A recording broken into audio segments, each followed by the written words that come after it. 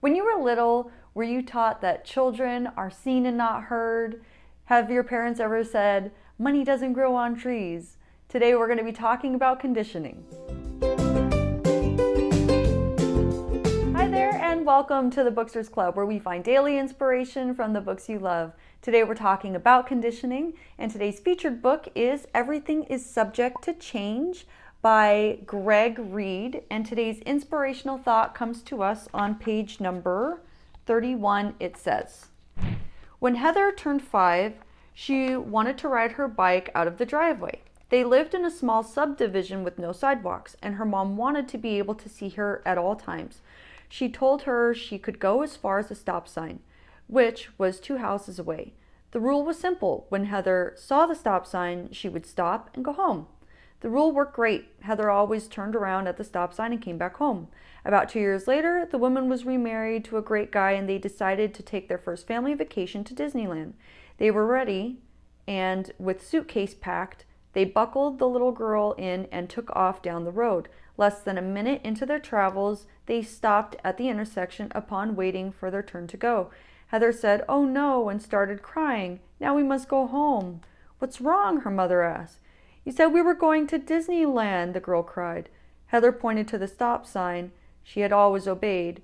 "There's the stop sign. You see it?"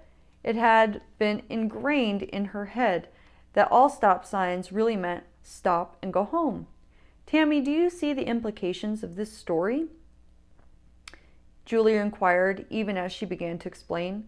The word stop means do not progress, do not move forward, and immediately discontinue the action at hand. When we were children, all kinds of stops, and they're in quotations, all kinds of stops were given to us for our safety and well-being. Now we know a stop sign simply means to pause, look for danger, and then proceed with caution. Now that we're grown up, many of us are still using the same old stops of our childhood. What did you hear as a kid? I'm really curious to know. And we all have some that are similar and then some that are unique to our own parents. And whatever they are, they're, ingrained and conditioned in our minds. And I believe that all parents are trying to do the best that they can with what they know how.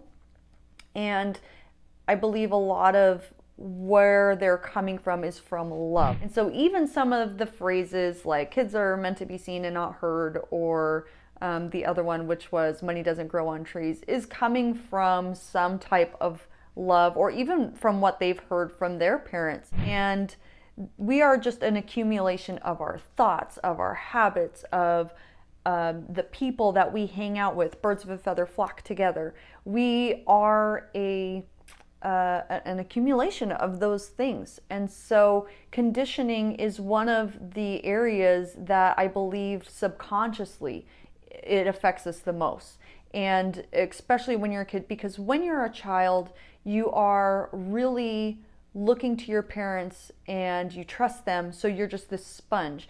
And Don Miguel Ruiz brings this up a lot, and he says that we are in a domestication process. That's when we become domesticated and we learn how to function in society. So some of these rules, some of these stop signs are really practical and are of good use, and we should be paying attention to them. Some of them aren't and can really hold us back. And so in that situation, I liked in the book that she said that you are supposed to take that not as a stop sign, but as a pause.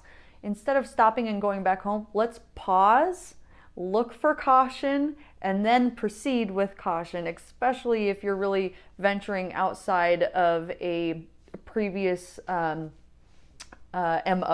where you're really trying to change the way that you operate. And if it is something that you're finding to be, so like an example would be if you were about money, where money doesn't grow on trees, and you're finding yourself in a situation where that is actually being presented to you.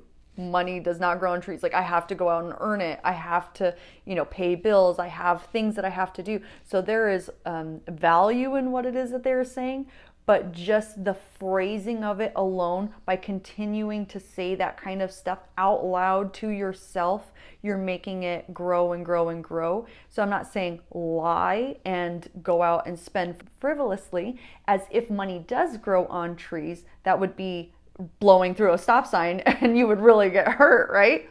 Conditioning sometimes is there to keep us safe. It is, however, there so that we can address the fact that we're turning around and we're going home and we're not proceeding with caution.